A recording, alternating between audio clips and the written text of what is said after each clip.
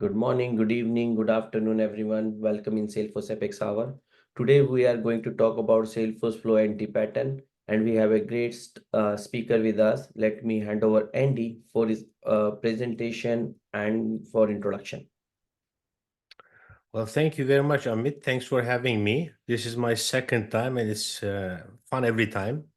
And you have a great platform that many people follow when you want to get the word out there about how to build things like in the right way. It is the best platform out there for kind of spreading the good word, let's say. So today we are going to talk about Salesforce Flow anti-patterns, the things that we need to watch for when we're building in the flow canvas. And also when we open the flow canvas and then look at a flow that was built before us, whether it's a flow that one of our team members built or a flow that we have built years ago and we don't even remember how it looks like anymore. What are the things, what are the warning signs that we should be looking out for, right? So this is the topic of discussion today. So a few words about myself.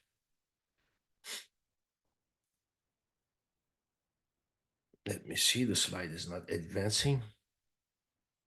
Okay, here we go. So my name is Andy Enginutkan. I'm a Salesforce MVP with 22 certifications. I run my own consultancy called BRD Pro Consulting, and I have started a content platform called Salesforce Break, which is available on a website. I publish frequent blog posts, and I have also guest writers writing on Salesforce Break. And I run a YouTube channel, again, titled Salesforce Break. And I've started about a year ago a platform called Flow Canvas Academy to train folks on best practices related to building low-code solutions, automations on the platform.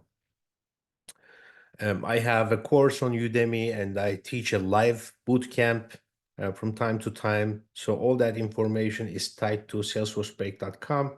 And I also lead and run a Flownatic Slack workspace where we help other people when they hit hurdles building their own flows. So if you are in that situation, make sure you find a link on salesforcebreak.com and join us.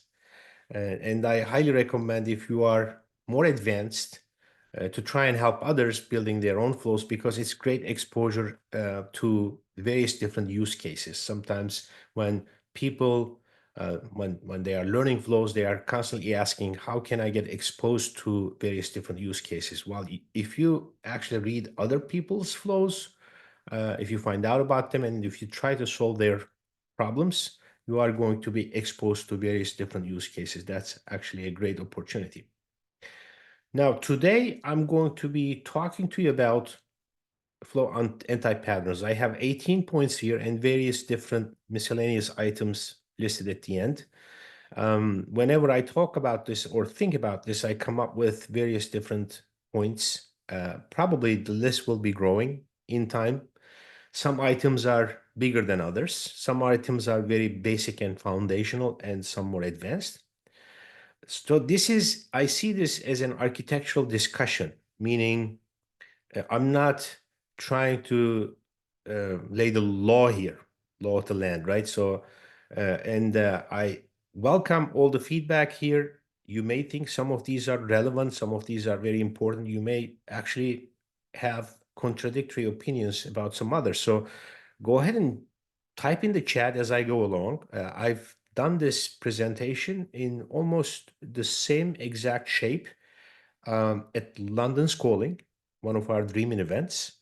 And over there, obviously, I was able to make it a little bit more interactive. I asked questions whenever I put up one of the slides, and then they were able to respond to me. So here, please provide your feedback and questions in the chat. And at the end of it, we are going to come back to those, and we will have a Q&A session. So the first item is actually very basic, and many of you are already familiar. So, but it's very important that we talk about this before we get into anything more advanced. As you know, before save flows are very efficient and fast. And if you go to the architect website, which is a fantastic resource for all kinds of architectural resources, they have also a guide that helps you choose which triggered automation to use, right? And it's a fantastic post.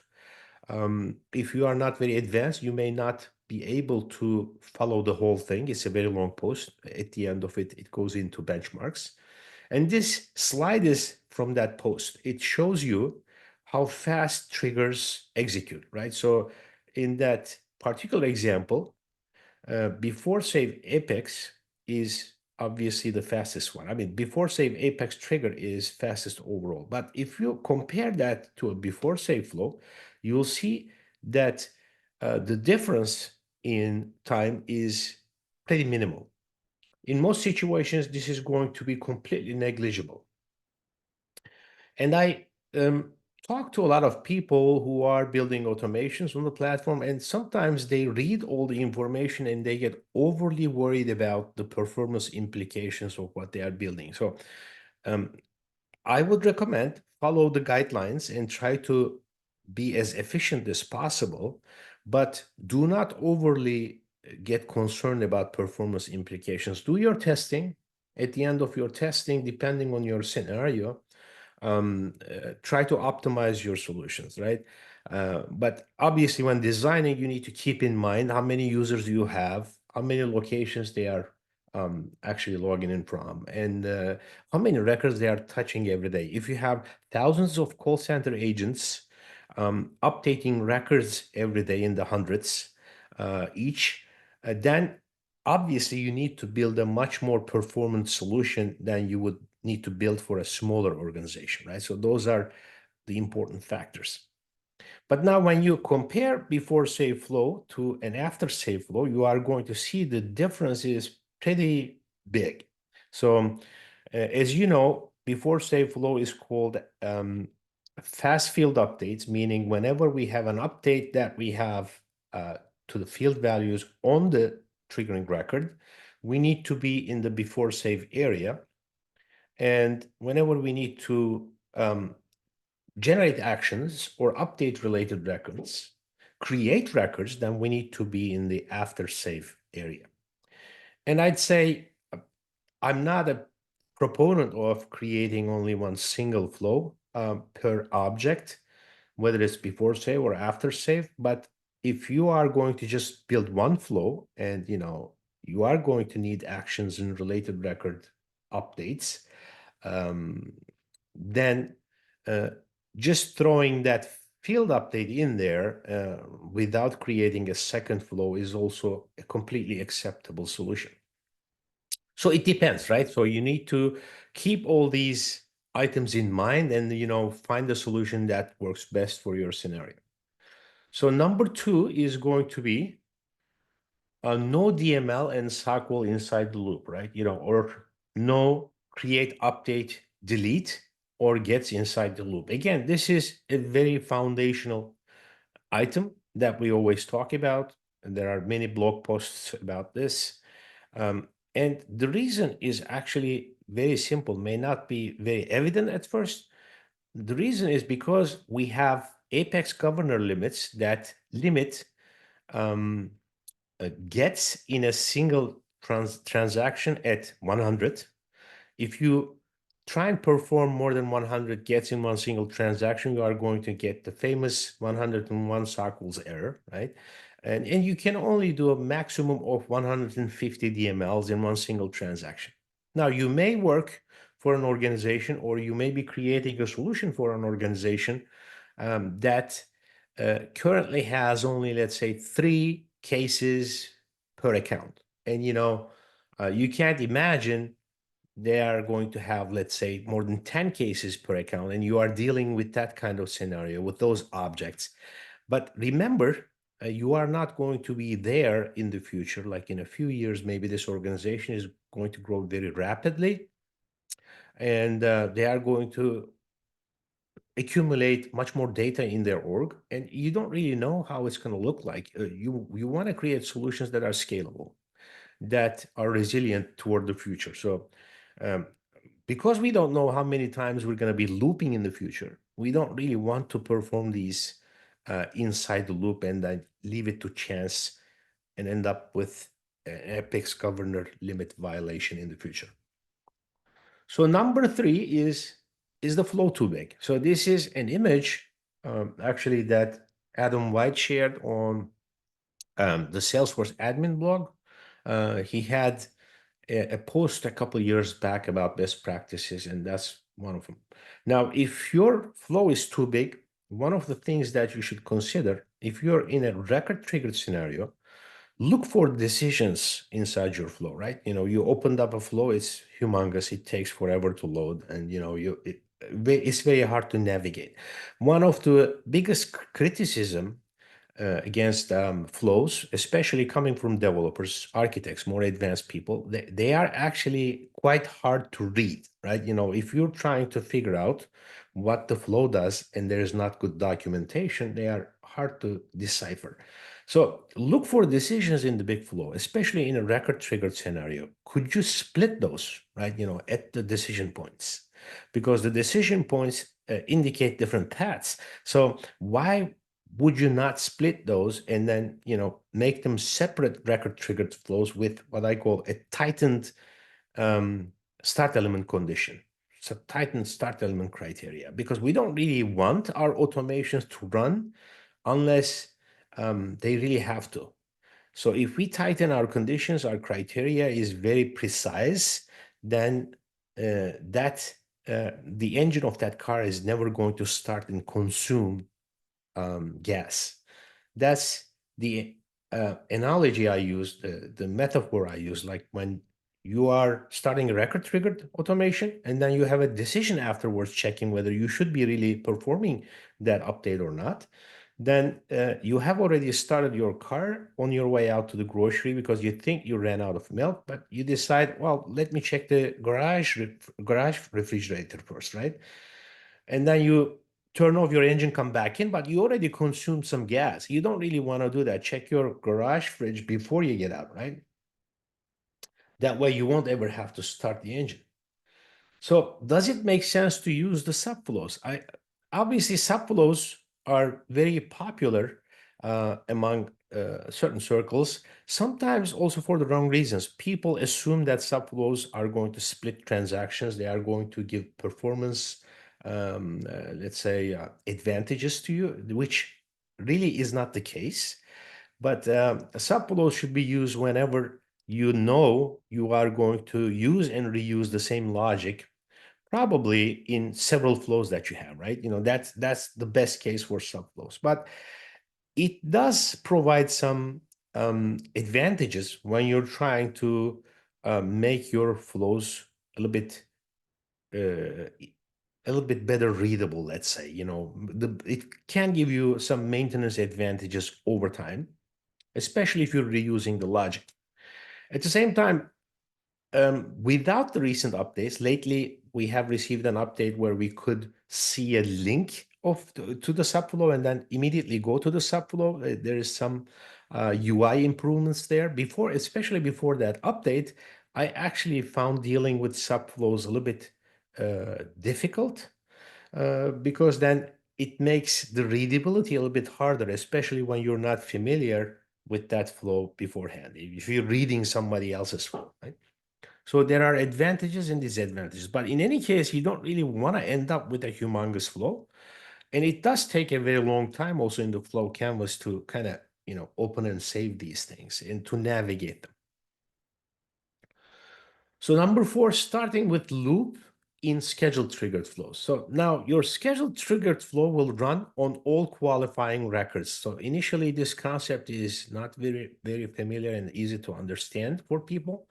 So if you're trying to process all the opportunities in your org and you say like, I'm going to run this on closed opportunities, let's say, right?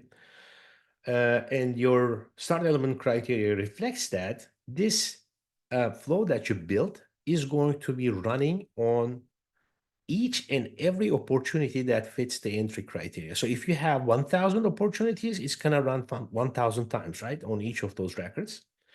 Then if you start a loop right after that, that means your loop let's say your loop is going to iterate through 100 records, and then you have 1,000 opportunities. Now you're looking at 100,000 iterations total in your org.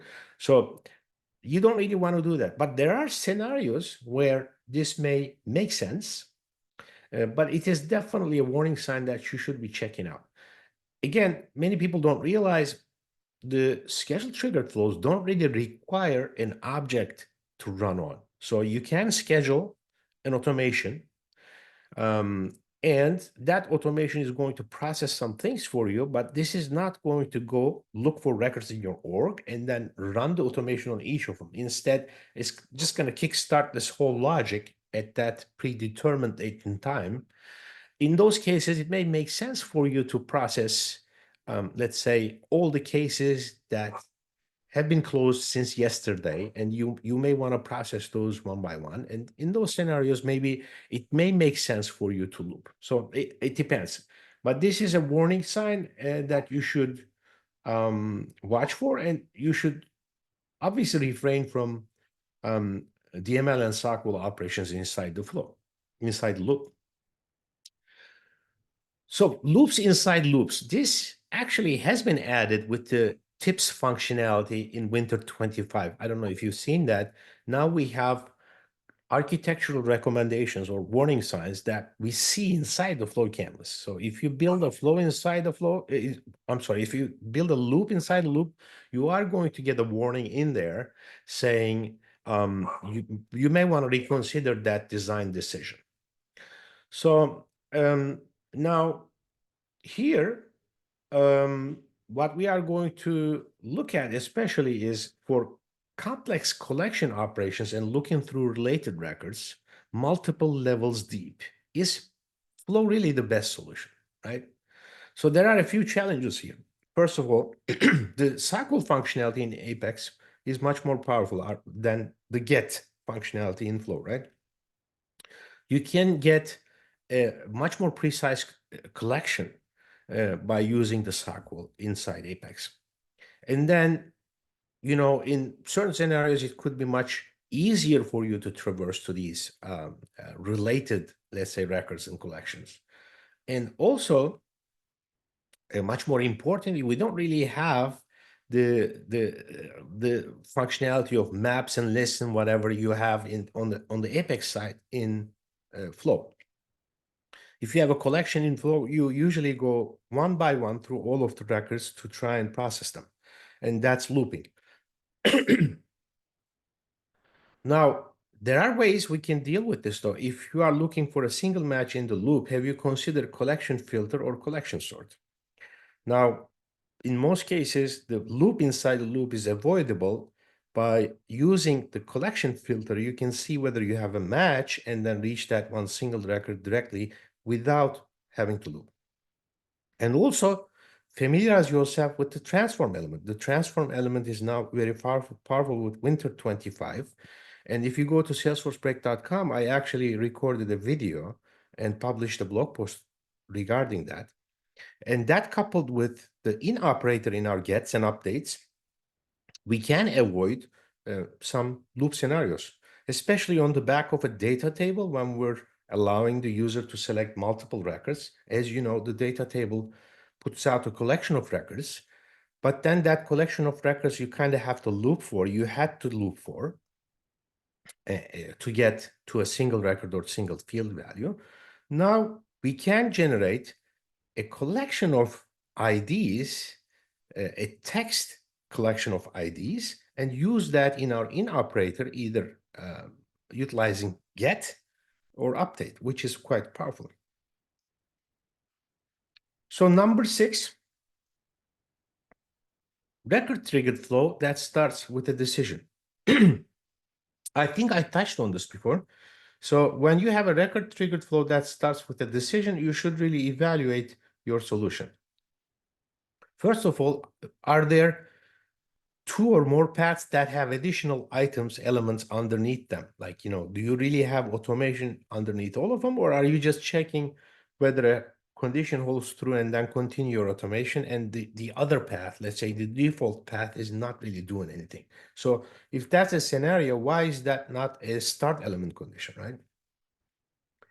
Or do you see serial decisions? Now, if you're coming from a process builder background, the decisions were not as powerful over there. So you'll see like a serial, a number of decisions, sometimes 10 decisions one after another, right? Sometimes when you use the migrate tools, you end up with those things as well.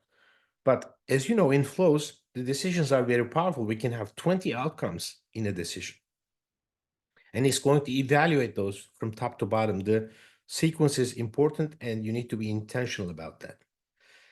And you need to see whether the criteria conditions are mutually exclusive, right? So if the criteria conditions are mutually exclusive, and if you're dealing with multiple decisions, then you can easily combine those into one single decision and then decide which automation to run in that certain scenario.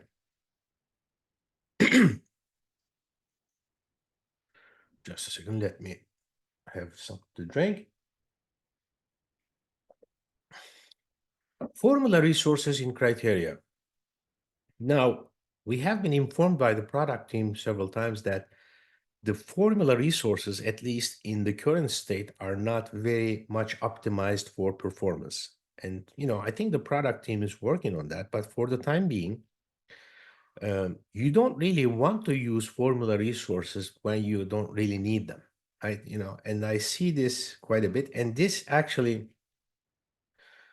is a byproduct of migrate to flow tool as well. Like if you're migrating a process builder solution to a flow tool, you end up with these things.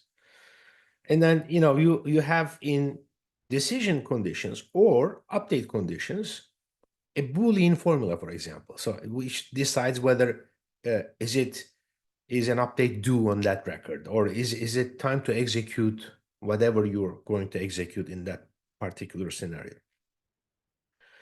So I don't particularly like doing that. I don't actually operate like this because of several reasons. First of all, now, is it necessary? I mean, do you have to really use it? It depends on what you have in your formula, right? That condition that you have, can that be directly added to the decision by combining a couple of several conditions with and or operators, right? We have the and operator possibility here, or operator, or custom logic, which allows us and, or, and not. And is this really readable? So what I usually like to do, even if I'm going to use a formula here, instead of going like, instead of creating a formula that says, is an email due, for example, right? Is an email due? And, you're checking the date difference. Instead of doing that, whether that's true or false, I actually calculate the number of days between two dates. And I say the date difference equals 9. The date difference equals 8, right? And it's much easier to read afterwards, right? Like by somebody else or even by yourself, when you come back to this flow, instead of going into the formula, if your naming is clear, then you are going to know you're checking how many days passed. And, you're checking against 8 or 9, whatever you're using there. So number 8, do the DMLs have criteria other than ID? Are these absolutely necessary? Again, this is a byproduct of migrate to flow tool again. Like, if you're using the migrate to flow tool coming from process builder to flow, you end up with a bunch of filter conditions in your updates. You could. And in most cases, those are not really necessary. People like to check what the previous value is. Like, was it null before? Then go ahead and update, was it changed and that kind of stuff. Are all these conditions necessary? In most cases, they are not really necessary. Now, what many people don't know is if you are doing an update here, right?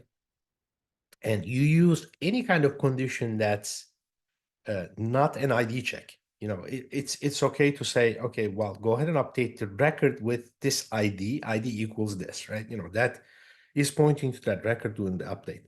But if you are saying, I want to update all the records in closed status, let's say, right? So just know, and in many cases that makes a lot of sense, just know that single element is actually consuming against your governor limits, one SOQL and one DML. It's not only a single DML. It's going to query your database, find those records, and then after finding those records, update those records, right? Many people are actually not aware of that. Now, unused, number 9 is unused excessive input and output variables. Like when people first get started with Flow, they see those input and output checkboxes when they create a variable. They just keep checking those. They are like, okay, well, I may need this at some point. First of all, you can change that afterwards. You don't really have to delete the variable you have created. And the second thing that's very important, and we have lately been discussing this quite a bit, there are posts in the Salesforce admin environments on the admin blog, and then we have done a couple of live sessions. There are videos. The security of flows and automations have become increasingly important, especially as you deploy them on digital experience sites for the guest user. Now, the variable values are reserved for the environment they are defined in, and this is by design and enforces security within the flat platform. So variables are containers that hold information for you that you want to use later on in your automation in the same environment inside your flow. And unless you intentionally want to pass this out, you don't really want to mark that resource available for output. Or if you're not gonna get an input from another environment, you don't really want to mark that available for input, because if you do that, then you are exposing your environment to outside environments, and also you are making it like vulnerable toward attacks. So be intentional about this, right? So number 10, unnecessary use of system context. Now, again, related to the previous point, it's not the same point, but it's related to the previous point. If you make your flow run at system context without sharing, and especially if you make this available for the guest user on a digital experience site, then this is what I call the God mode, right? It can be run by any profile, like, if you make it run at system context. And it ignores sharing. So, the user who runs this can see any and all records inside your org and inside your environment. And that makes it quite dangerous. So you want to be quite intentional about this. And by the way, deploying this, even when you're deploying this internally, even in your org, and then you put this like on a record page and you make this a quick action button, kind of dynamically hiding the quick action button is not really security, right? Like there could be other ways for the internal attackers or even external attackers getting into your environment. They could be running these automations. Is it absolutely necessary? And then, when you are doing these, again, there is quite a bit of information about this. You want to also restrict the use of data that this flow has access to. And in many scenarios, running these flows, you may want to use these as subflows and then just make the subflow kind of run at system context. And again, another important item that you should consider is, instead of letting the flow decide what data to get, like what fields to get when you're doing a get, just specify the fields one by one that you are going to be using. Let's say you're getting contact records. And for you, only email, phone number, first name, last name are interesting. And you may have some kind of an ID number on that same record. If you do a get and then let flow handle all the fields that you may be using in that flow, that could be exposing your data to external attackers. So you may want to be intentional about that. 11, absence of fault paths. Now, do you know the difference between handled and unhandled faults and the implications? There are very interesting implications, and these actually change sometimes from release to release. Now, fault paths allow the users to complete a transaction even when the add-on automation fails. Now, what I'm trying to say here is if you have record triggered automation, and then if you use a fault path, when the fault kicks in, you know, the original DML used to also fail. Now, the original DML that updates the current record, let's say, and then triggers the automation that you have built in your record triggered automation, they all execute in one single transaction. Now, if we didn't use the fault path, the whole thing failed as a single transaction. And this, I believe, has been updated a few years back. I mean, it used to fail as a single transaction, even in a fault path scenario. We didn't have fault paths before, by the way. But now, when you use a fault path, the original DML goes through, the add-on transaction fails. And then if you are in a screen flow scenario, especially, you can give the user options and remedy the situation. You know, like you can have a screen that tells the user what they should be doing, or, you know, you could provide them with other alternatives that they could be trying in that particular scenario. Now, be also aware of partial commit. This is another interesting implication. When we've done collection updates, right, you know, updating a collection of records or creating collection of records, it used to be that the whole thing failed as a whole. Now, that's not really what happens. What happens is, let's say, you're creating a collection of events, let's say, right? You know, events, or you're creating a collection of opportunities. If you try to go to create, and one of your fields are, the string is much longer than what is allowed on the object, that one record will fail. The rest of it will go through, right? You know, that's the result that we have, especially dealing with fault paths. In some of the new functionalities, like, you know, for example, we have the update now with Winter 25, where we can do a collection create. While doing a collection create, we can actually check for matching records, and that one, I think, gives us an option. There's a radio there. We can choose whether we want a partial commit or we want the whole thing to fail in certain scenarios. Now, rollback records is your friend. Now, you want to use that in your screen flows. In screen flows execute differently. Like, you know, everything between two screens executes in one single transaction. Your whole single flow is not a single transaction. Like, for example, from start to first screen is transaction one. From first screen to the second screen, all the elements, that's a transaction two. And there are certain other scenarios. If you have a local action, for example, that also breaks up the transaction.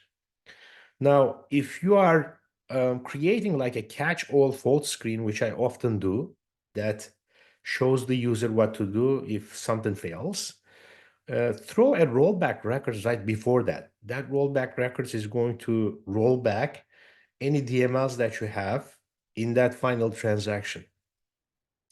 In your screen flow solution, you may be creating a record, let's say an opportunity related to an account, and then you may be doing several updates on that opportunity, maybe populating the field values as the user goes along, and then maybe adding products to that opportunity and that kind of stuff, right?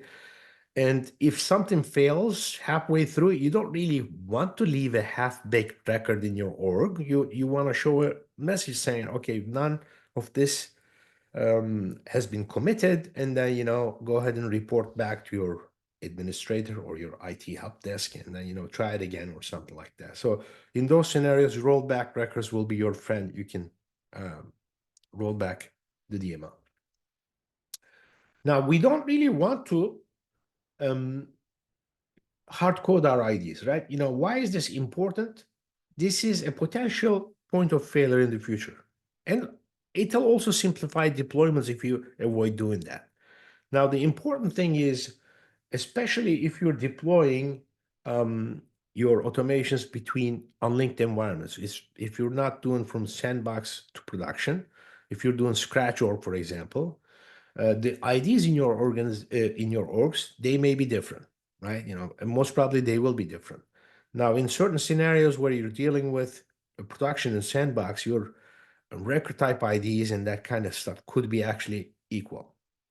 But in any case, you don't really want to introduce this point of failure in your automations. Instead, go ahead and get by developer name. That's usually the best practice that you can use. So number 14, record type check. Now there has been an update about this, like about, I think, 1 year back. I did write a blog post about it that touches on that as well.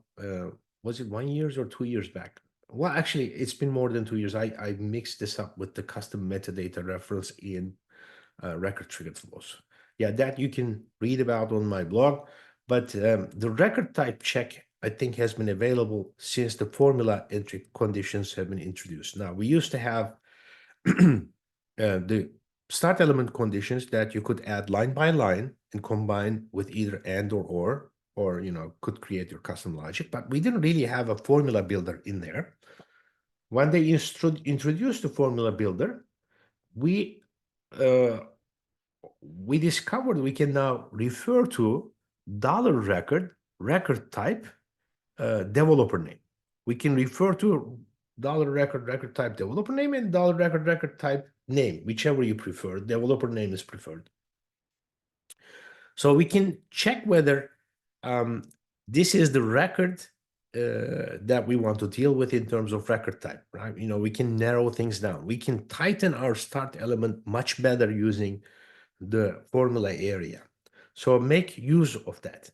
Now, the alternative before that was to create a formula field on the record that actually shows the record type developer name or name, and then use that in your conditions without touching the formula area. That is obviously unnecessary now. We don't really want to do that. And the other alternative was just, referring to the record type ID on the record and then hard coding the record type ID in the start element, which you, again, don't really want to do that, right? So number 15 is hard-coded logic. So this is an interesting one. This is an interesting, a popular question that comes up quite a bit. And when you read through blog posts and, watch YouTube videos, you may think, one solution is much better than the other in all cases, which is not really true from my perspective. Now, if you have a business logic that you're building inside your flow, if you hard code the business logic in there, right? If you have decisions that check for, let's say, particular zip codes, and in certain scenarios you go this way, that way, and do certain updates, then you are going to need to modify this, right? As the end. Now, is that the best solution? That really depends. Now, an example here could be all opportunities with a certain zip code will be owned by Andy, right? You want to change the owner. You have certain logic. And all opportunities with another particular and exact postal code will be owned by Harvey. And maybe all other opportunities in Florida will be owned by Susan. And you have certain criterias like this. Maybe you have like 20 lines of criteria like this. And then you say, all other opportunities, if, nothing fits this build, then they will be assigned to the sales director, Amy, and she's going to decide what to do. Now, where should this logic be built? Now, when this question comes, my first question is going to be, who owns this information, right? Who is going to update this information? What is their skill set? How frequently is this going to be updated? Do they have access to setup? And do we have actually a need for other people to see this information, maybe not update this information, right? So those kind of questions determine what kind of solution I'll provide here. Now, the general recommendation, if you go to blog posts and historical posts, it'll say custom metadata, and custom metadata is quite useful. You can use custom metadata for this, but there are certain considerations. Custom metadata is under setup, right? Custom metadata is under setup, which means if somebody doesn't have setup access, they cannot update. Again, if this is going to be frequently changed, again, custom metadata is probably not the easiest way to handle that scenario. Also, there could be scenarios like this, like where you don't really need enhanced kind of territory management type of stuff, but you need basic functionality, but you also want the whole team to be able to see the logic that determines how you assign your opportunities. And in those cases, it may make sense to make this just a custom object, right? Custom object, and that custom object, you can give access to many different folks in the org, right? If two people need to be able to update it, you can give update access to two people. If everybody needs to be able to see it, then you can give update to everybody. But the point is, you probably don't want to do this inside the flow, right? You probably want to get the logic from somewhere else and then process it inside your flow. All right, 16, HTTP call out and outbound message, not on async path. I mean, this is an obvious one. Our outbound messages and HTTP callouts, these are integration tools used to communicate with external systems. When Salesforce communicates to an external system, we don't really know the state of the external system, whether they are able to respond in that particular time, how long they are going to take to respond. So they could take longer to complete, and an async path will also retry when the message or call out cannot be completed immediately. And in fact, Salesforce will throw an error if there is there's a DML before a call out in the flow anyway. So you'll get that warning in an error. And I think that's the warning, the reminders, or it possibly doesn't allow you to do it otherwise. That should be built in the flow canvas. Number 7 is the flow comparing collections. We discussed this a little bit, but a little bit more in detail. How can collection operations be dealt with more efficiently? Now, let's say there is a reference opportunity with multiple opportunity contact role records, right? Now when we're talking about opportunity contact role, we have the opportunity and we have the contact, and there is the junction object between this. So you're traversing to related opportunity, related records, and then related records of related records and things like that. And when the user creates or updates an opportunity record, the new opportunity record will inherit the same opportunity contact role records, let's say, right? So you want to compare two collections, and this looks simple, but it'll quickly get complicated. So, is it the same exact? Is it, do I need to take one off? Do I need to add one in the collection? How is this achieved without doing looping, inside looping and this kind of stuff? But now, when you're dealing with these scenarios and possibly more complex scenarios, consider Apex code, and also consider we have a package on unofficial SF for collection operations, that actually leverages code, right? That's important also in many of these scenarios, to use the power of code by matching and partnering the developer skills with the low-code skills, right? That gives you the power of code and the speed and efficiency of code, and then the ease and scalability and the maintenance of ease into the future with flow. Maybe you need most of the flow logic to be updatable and available to the admin, but you still need the power of code. That's how you marry them together. 18 email action not on async path. Now, for trivial internal actions, put things on async path to avoid transaction failure. It's not only emails, it could be other actions that, you could be performing, possibly even create records you could be performing to kind of set up reminders. Maybe you like create a task. You send out an internal email to remind people what to do these things, what to do when, right?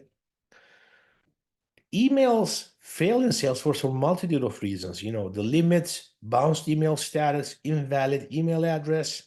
You may not be able to foresee these issues, but if you put these, especially these trivial internal emails, and in your record trigger automation, couple this directly with your original DML, you're going to possibly make the whole thing fail, right? So when seemingly innocent email action fails, the whole transaction will fail if you have not used the fault path. And why not place these on async path? Async path is a solution that actually splits the transaction. So I use the metaphor here. You are kind of making yourself a post-it note to perform something right after, and then go ahead and immediately pick that up, right? So those are two different transactions for you. If the second one fails, the first one is not going to fail. The first one has executed already. They are almost being performed at the same time, right? One will follow the other. So where sensitive times, where speed is not an issue, you can easily use this. This is especially true when you have an integration creating or updating records in your system. Let's say you have an external system dropping leads into your org, right? You have another solution that creates leads. And then you have all kinds of record triggered automations on the back of the lead object. If you don't async those, if you don't use your fault paths, you are going to make the whole transaction fail. You paid for the lead is not going to create in your system. But if you decouple all your internal actions, trivial actions, and then you are going to get the lead into your org, then you can obviously backtrack and work your fault paths and issues and make sure that they are resolved after the fact. You won't lose the data. And like I said, the more I think about this, the more I talk to people. There are other things that some of which could be small. Obviously, we need to add comments and descriptions into our automations. We need to follow naming conventions, especially when we work in teams, which we probably almost do. Like we want to be able to understand what has been done there before. I mean, even when you go back to your old automations, it's hard to figure out what you have done in the past if you didn't document it very well. Use Apex invocable actions. Consider that option always. You can use app exchange solution. You can use unofficial SF solutions. You can partner with your developers and say like, I want to build a flow, but these certain things, I don't really like the capability in flow, and can we leverage some code action? And you can use and reuse. Use decisions before delete elements to check if the record exists, for example, right? If you don't do that, your decision, your delete fails. Many record triggered flows on the same object, but no trigger order determined, right? If you're dealing with multiple record triggered flow automations, on the back of the object, you have, let's say, 5. You may need to be intentional about the order of operation there. And for that, use your trigger explorer and your trigger order numbers. Use update with conditions filter to update multiple records. I was in Europe and discussing this with Pavel, and he reminded me this one. He said he looked at somebody else's solution that unnecessarily looped and went through all these operations because they didn't remember they could do an update in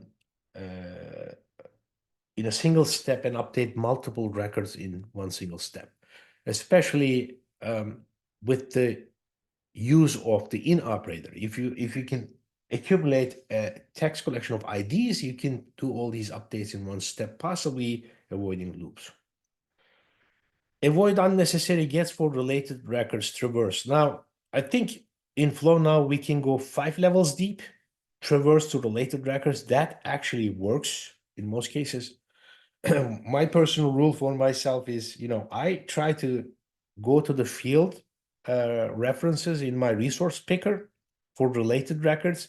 If I see them, most of the time they work. Sometimes magically the value doesn't populate. That does happen rarely. I don't know when and why it happens, but in those cases, I just go get. I can see it in my debug log that it doesn't get a value. But I mean, don't automatically get all the related records because you may already have access to the field values. Do not leave disconnected and unused elements on canvas. That's one of my pet peeves. I mean, you can use freeform, that's fine, but don't really go through versions and then just because you built something in the previous version and you couldn't part ways, that's hoarding. Don't keep them kind of in the corner thinking, like maybe 10 versions down, you may just need them again. And you're gonna get a bunch of warning messages for those. You actually need the clarity of mind to be able to build performant and lean solutions. So my invitation to you, and we are going to go through those right now as well. Well, actually, I took quite some time. Let's have an open discussion whether we can conclude it here or not. Please contribute. Come join the Flownatic Slack workspace. We can discuss these items. I'm going to submit this content obviously to Apex Hours, make it public, and I'm going to also submit it to the architects team and the Flow product team. Because on the architect website, we do have flow anti-patterns listed. So some of these may make their way there. And write a blog post, contact me if you're interested in doing that. We'll get your blog post on Salesforce Break.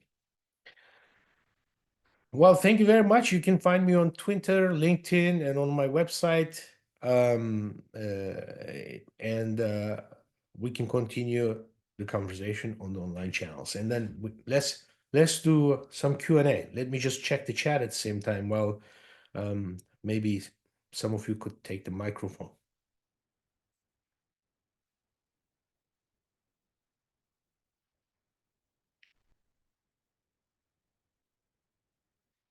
All right, so what do we have in chat?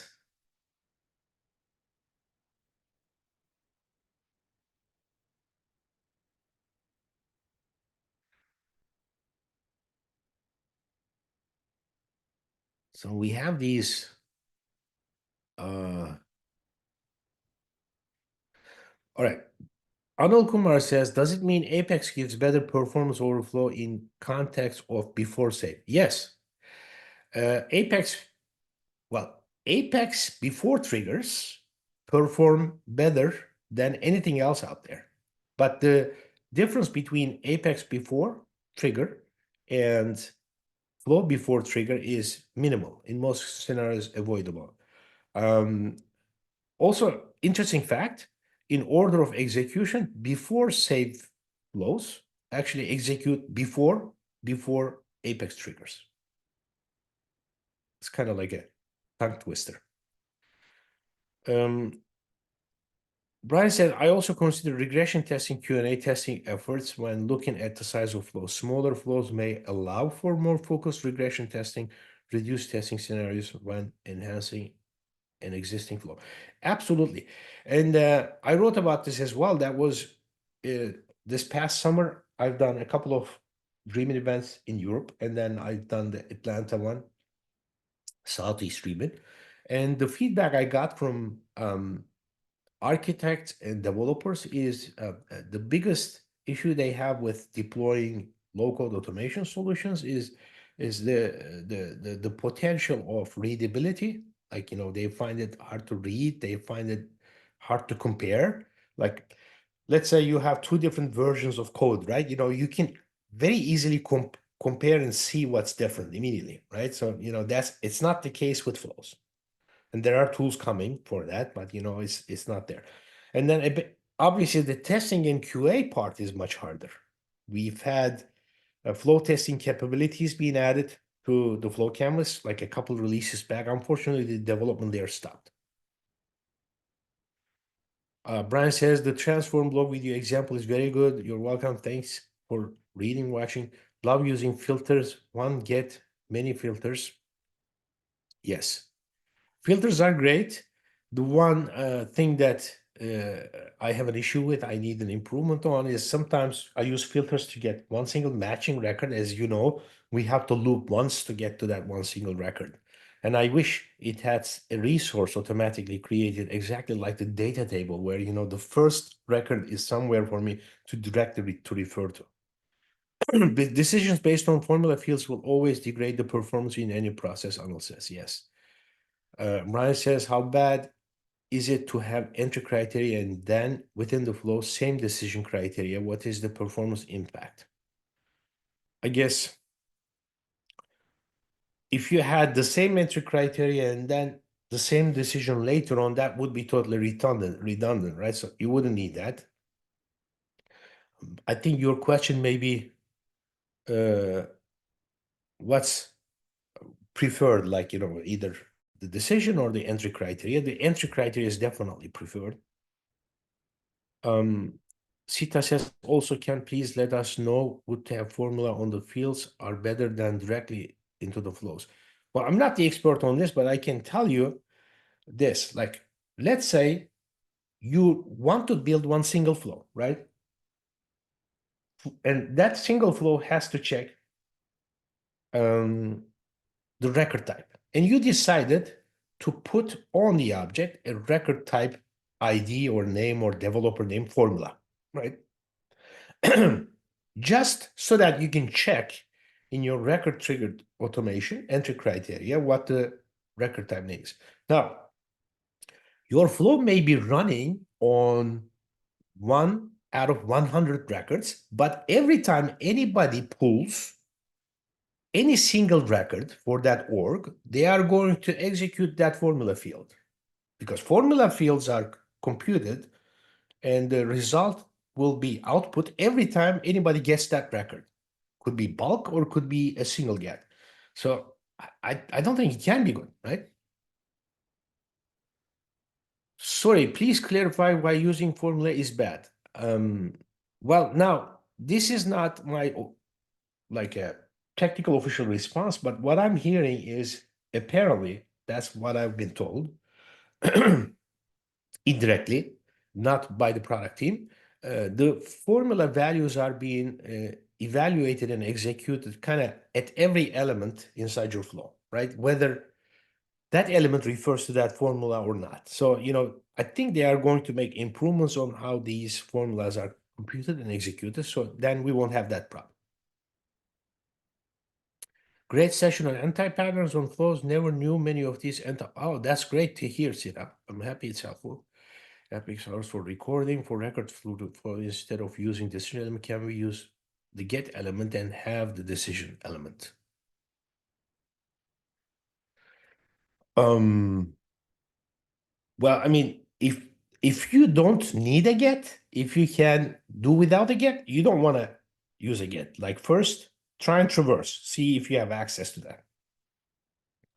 And then you can have a decision element if you need to. Yeah, but I mean, if you can do everything without doing that in your start element criteria, it's even better.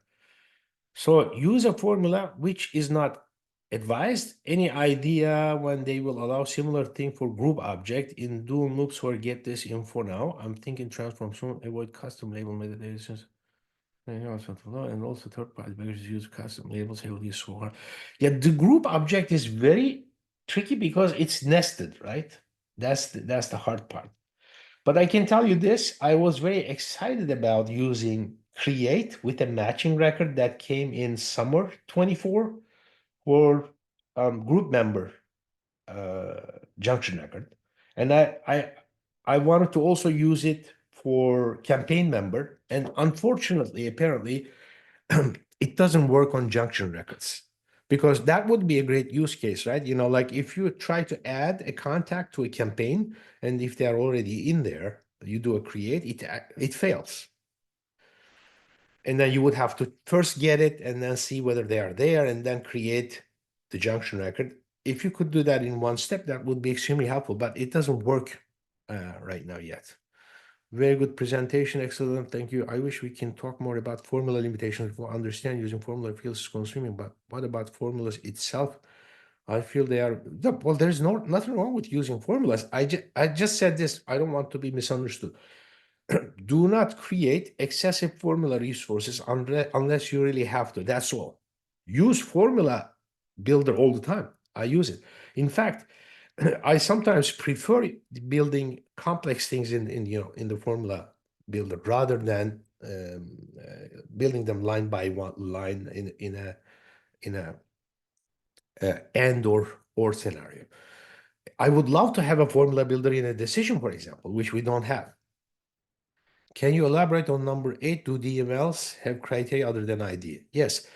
So when you want to do an update, and in most scenarios, this is very efficient. When you say, for example, I want to update all the leads with a lead source web, right? So that single element is going to consume one SOQL and one DML from your Apex limits. It's not only a DML. Like, usually when you look at an update is a DML. It's going to go update a record in the cloud. But then because you're defining a criteria, you're saying, go get those records for me. I want to update those. It's going to perform a query. And then on top of that, it's going to perform the update. So just know that's how it's consumed. Unsure what you mean by moving email actions to asynchronous path. I have some DML actions with fault paths. After this, I send the user an email notification also with a fault path. In this design, I want my DML to be independent of notification email. Yeah, I mean, you can do it with fault path. I'm not saying you cannot do it with fault path. You can have it all in one path, the immediate path, and then you can leverage the fault path for that. But I actually use the async path instead. That way, async path sits completely separate. All my internal updates, trivial updates kind of sit on the side. Sometimes I don't even have anything in the immediate path. Remember, your immediate path doesn't really have to hold anything. You could just put this in a separate flow. In that flow, just have an async path and, do all those things there. It's an approach. It's a recommendation. The single record loop thing, could the new transform item eliminate that now? The transform item, yes, but it's still, I think, actually, I tried this the other day. I couldn't get it done. I think it still creates, I think, a text collection,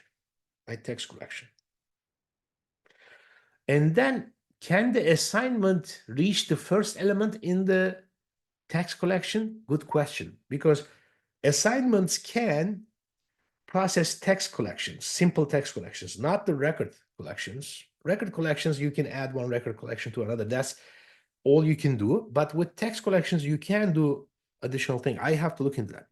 I'm starting to learn about transform. From what I see, the transform will affect every record in the collection. A loop will allow you to conditionally update the record or not. Is this correct understanding of transform functionality? Now, we are going to get aggregate functions and additional functions in transform, which will allow you to do different updates on each members of the collection, depending on another field value or something, right? That's going to get quite powerful and complicated, but just we'll see what's coming. All right, so that concludes it. Thank you very much. I appreciate it. And like I said, let's be connected online and have the discussion continue.